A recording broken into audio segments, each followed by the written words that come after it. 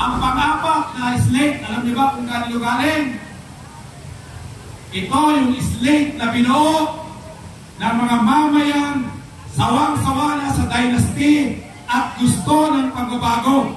Ito yung slate ng mamayan Pilipino.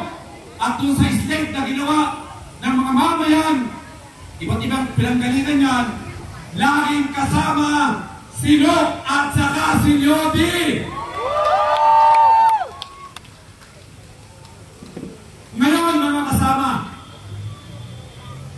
ang gabing ito ay huwag nating kakalimutan. Ibang klase ang nagawa ng ating kampanya mula noong Oktubre hanggang sa kasalukuyan. Nalampasan ang mahabang panahon ng mga pagkilos natin kung ang pag-uusapan ay ang lawak ng ating inabot. Grabe ang lawak ng ating inabot. Ang daming area na nating nabuksan ngayon.